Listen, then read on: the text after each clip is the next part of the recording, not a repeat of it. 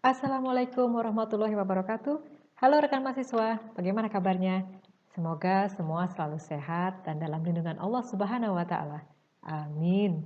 Yang penting, setiap kalian keluar rumah, jangan pernah lupa pakai masker, jaga jarak, makan makanan yang sehat dan bergizi, dan jangan lupa selalu olahraga supaya tingkat imunitas kita bisa selalu terjaga.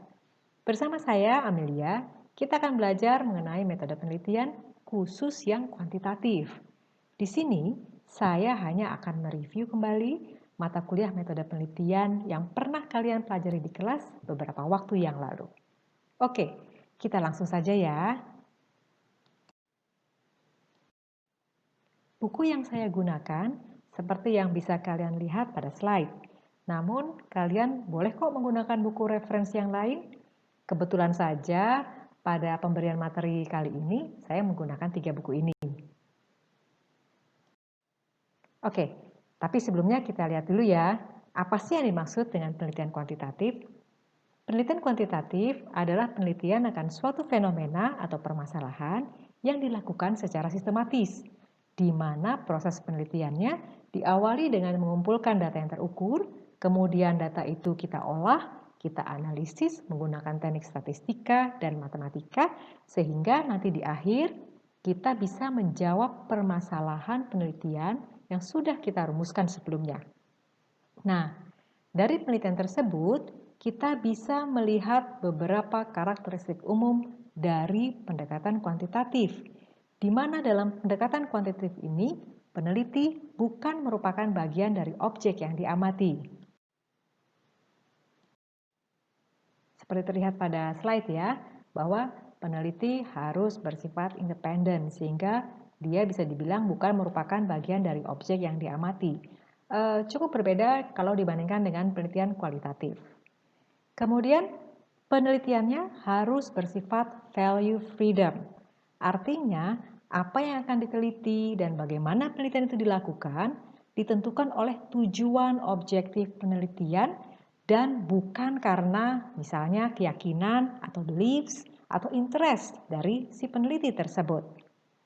Kemudian selanjutnya, tujuan dari penelitian kuantitatif dalam ilmu sosial pada umumnya adalah untuk mengidentifikasi dan menjelaskan sebab akibat dari fenomena yang terjadi atau permasalahan yang akan dicarikan solusinya. Nah, oleh karena itu, dengan mendasarkan pada teori-teori yang ada, rumusan hipotesis kemudian disusun. Dan selanjutnya berdasarkan informasi dan data yang ada, kesimpulan dibuat untuk menunjukkan apakah hipotesis dapat diterima atau ditolak. Itu sebabnya dalam penelitian kuantitatif, konsep atau variabel harus didefinisikan sedemikian rupa di awal sehingga jelas bagaimana pengukurannya secara kuantitatif. Selanjutnya, karena penelitian kuantitatif bertujuan untuk mengidentifikasi dan menjelaskan sebab akibat dari suatu fenomena, maka penelitian ini akan fokus hanya pada faktor-faktor tertentu saja. Atau dengan kata lain, penelitian kuantitatif tidak memandang masalah secara keseluruhan, tetapi mereduksinya menjadi beberapa faktor atau variabel saja, dan hanya fokus pada variabel-variabel yang sudah terpilih tersebut. Kemudian, terkait dengan proses generalisasi dan jumlah sampel, maka untuk membuat hasil analisis yang spesifik menjadi umum, diperlukan sampel yang bersifat acak dan dalam jumlah yang besar. Mengapa demikian? Karena proses generalisasi dalam penelitian kuantitatif umumnya melibatkan analisis statistika yang mensyaratkan adanya minimum jumlah sampel. Baik, sekarang kita masuk lebih dalam lagi ke proses penelitian kuantitatif. Namun karena keterbatasan waktu, maka saya akan langsung membahas tentang research design. Yang dimaksud dengan research design adalah pernyataan peneliti yang secara umum menggambarkan bagaimana penelitian itu dilaksanakan. Secara spesifik, suatu research design akan menjelaskan dan menjustifikasi bagaimana dan dari mana informasi dan data dikumpulkan, kemudian bagaimana dan dengan cara apa data itu dianalisis dan diinterpretasikan. Sehingga nanti dari hasil analisisnya bisa ditemukan jawaban atau solusi dari permasalahan penelitian. Nah, secara ilustrasi, inilah wajah dari research design. Cantik bukan? Semua penelitian diawali dengan permasalahan atau research problem atau problem statement. Jadi penelitian Anda tidak akan berjalan kalau tidak ada masalah yang akan dicari solusinya.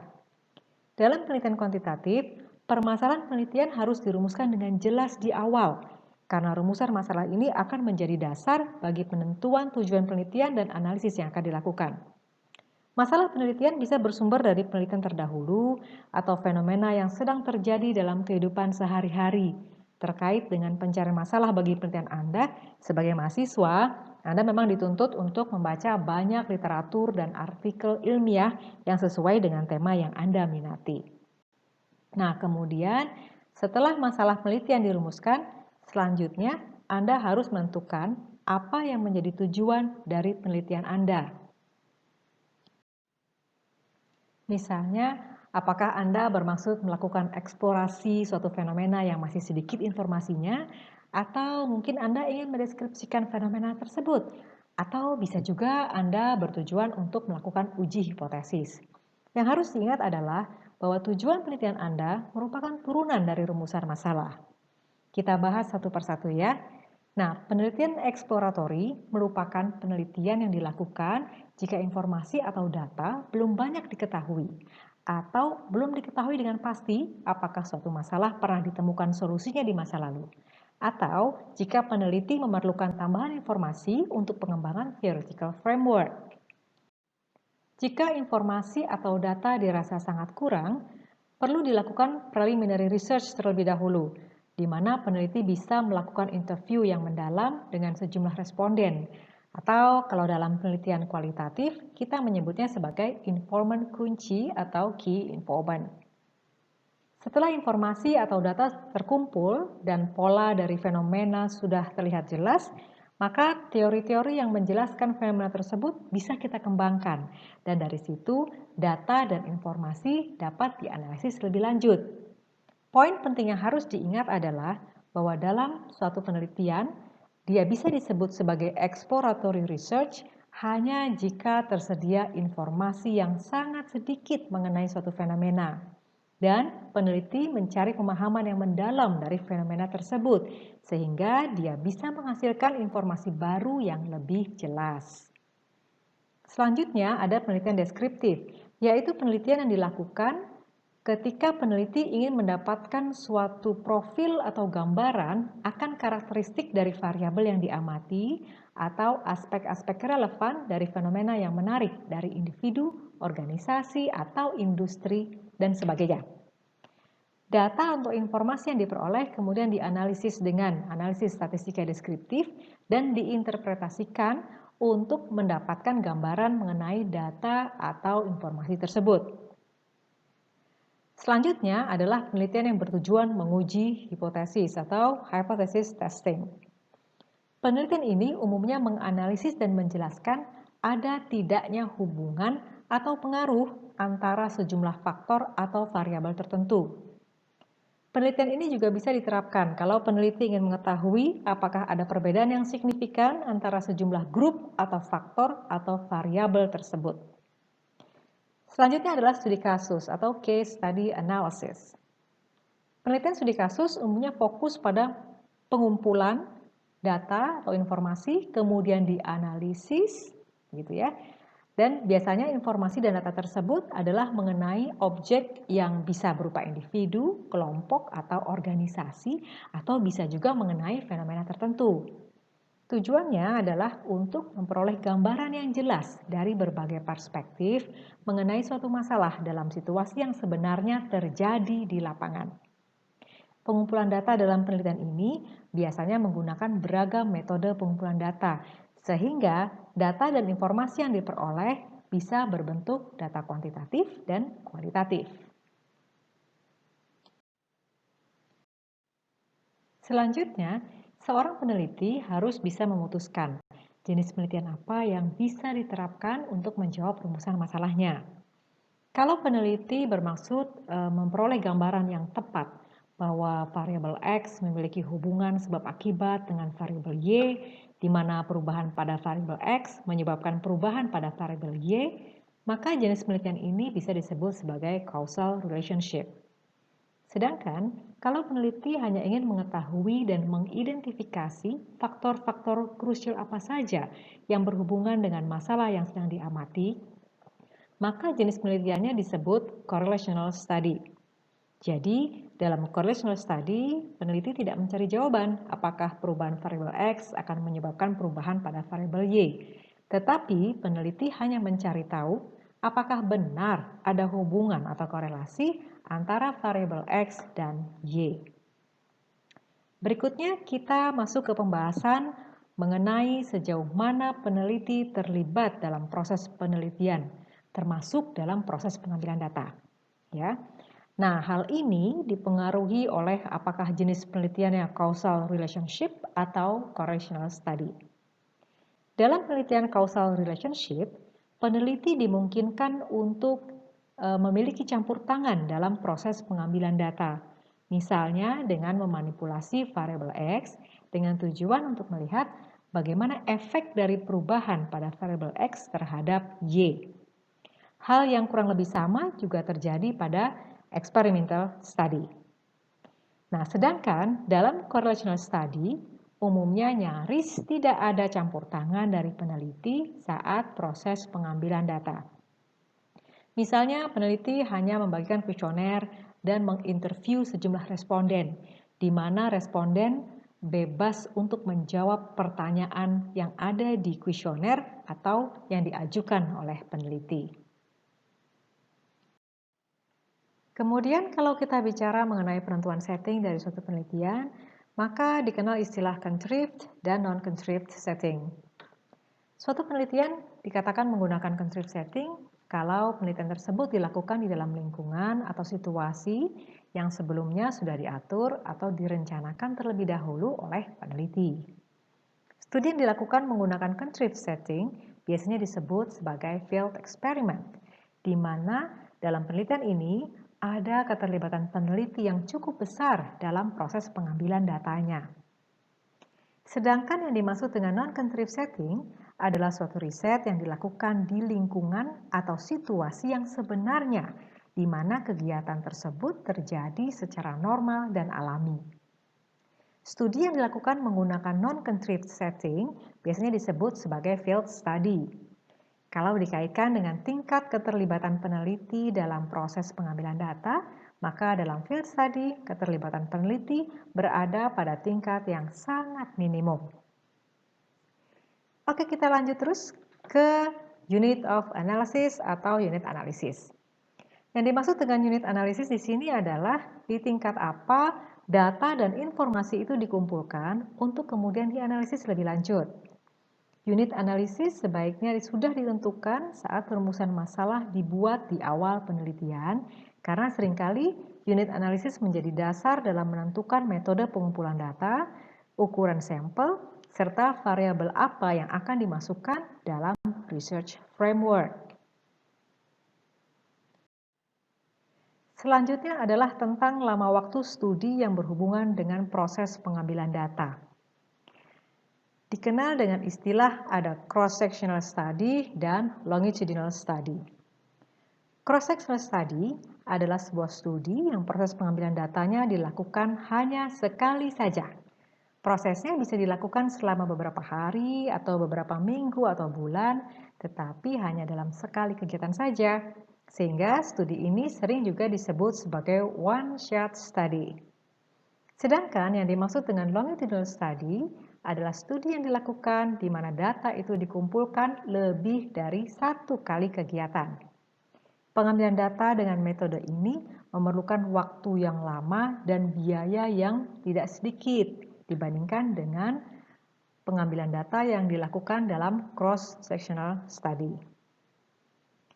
Sekarang kita bicara tentang proses pengambilan data. Ada beberapa cara untuk mengumpulkan data. Yang pertama yaitu observasi. Ini merupakan proses mengamati perilaku, tindakan, dan atau kejadian lalu mendokumentasikan hasil pengamatan tersebut, menganalisisnya, dan memberikan interpretasi pada hasil analisis.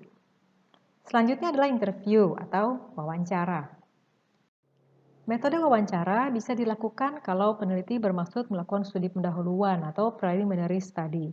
Dan bisa juga kalau peneliti ingin mengetahui hal-hal yang lebih detail dari responden.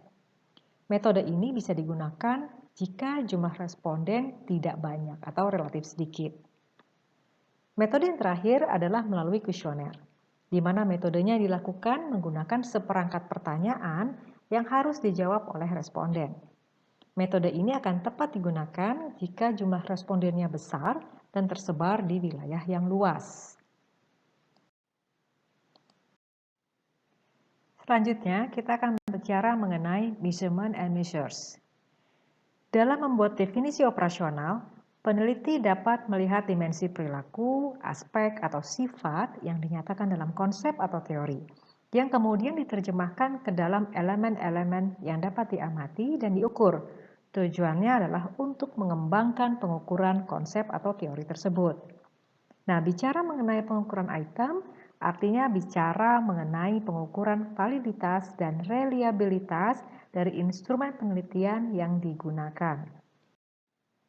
Validitas artinya kita bisa mengukur apa yang ingin kita ukur. Sedangkan reliabilitas menyatakan seberapa konstan atau seberapa stabil ukuran yang kita gunakan. Berikutnya adalah scaling. Yang dimaksud dengan scaling adalah prosedur pengukuran objek atau bisa juga item atau butir pertanyaan dalam kuesioner menggunakan skala yang mengikuti kaidah-kaidah tertentu. Ada berbagai jenis skala yang biasa digunakan, yaitu skala Likert, Guttman, rating scale, dan semantic differential. Sekarang kita beralih ke sampling design. Yang dimaksud dengan sampling adalah suatu proses memilih sejumlah objek atau responden atau kejadian yang tepat sebagai sampel, sehingga sampel tersebut mampu mewakili seluruh populasi. Secara umum, teknik sampling terbagi menjadi dua, ada probability sampling dan non-probability sampling. Probability sampling yaitu suatu prosedur pengambilan data di mana setiap anggota populasi memiliki peluang yang sama untuk terpilih sebagai sampel. Sedangkan yang dimaksud dengan non-probability sampling yaitu kebalikannya. Jadi, setiap anggota populasi tidak memiliki peluang yang sama untuk terpilih sebagai sampel. Yang harus kalian ingat adalah teknik sampling dan ukuran sampel menentukan seberapa besar kemampuan sampel yang diamati dalam mewakili seluruh populasi, karena pengambilan sampel memiliki tujuan untuk generalisasi, sehingga sampel tersebut harus memiliki kemampuan representatif yang baik terhadap populasi. Berikut ini adalah rules of thumb yang bisa kalian gunakan dalam menentukan jumlah sampel. Kalian bisa pilih salah satu dari 4 rules of thumb yang ditawarkan di slide berikut.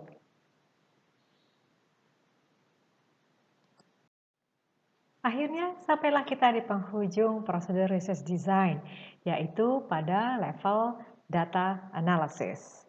Di sini saya akan lebih banyak bicara mengenai hypothesis testing dibandingkan dengan 2 poin di atasnya, ya. Nah, yang dimaksud dengan hipotesis adalah suatu asumsi atau anggapan atau pernyataan mengenai suatu hal atau fenomena yang belum tentu kebenarannya, sehingga harus diuji terlebih dulu untuk mengetahui benar atau salah.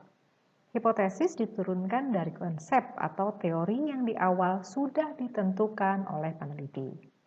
Hipotesis yang dirumuskan berdasarkan parameter populasi disebut sebagai hipotesis statistik, yaitu suatu asumsi atau anggapan atau pernyataan yang belum pasti kebenarannya mengenai parameter dari satu atau lebih populasi, sehingga harus diuji terlebih dulu untuk mengetahui benar atau salah. Nah, proses ini yang disebut sebagai pengujian hipotesis.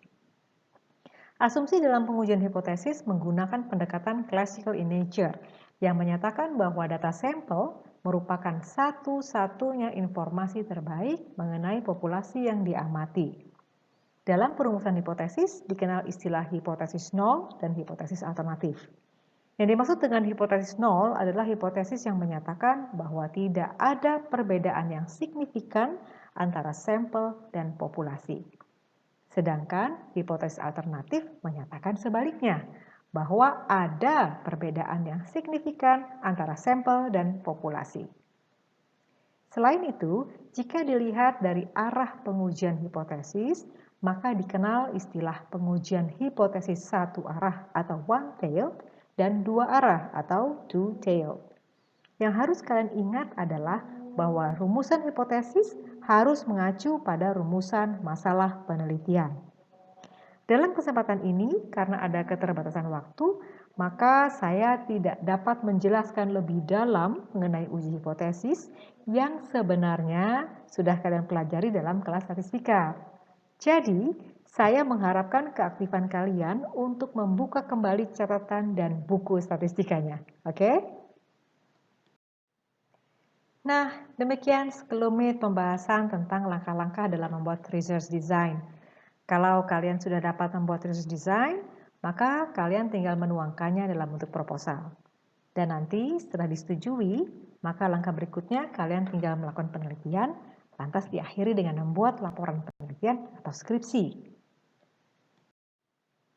Yang harus kalian ingat dalam menulis laporan penelitian adalah hindari 3 kesalahan besar dalam penulisan laporan maupun artikel ilmiah, yaitu plagiarisme, falsifikasi, dan fabrikasi.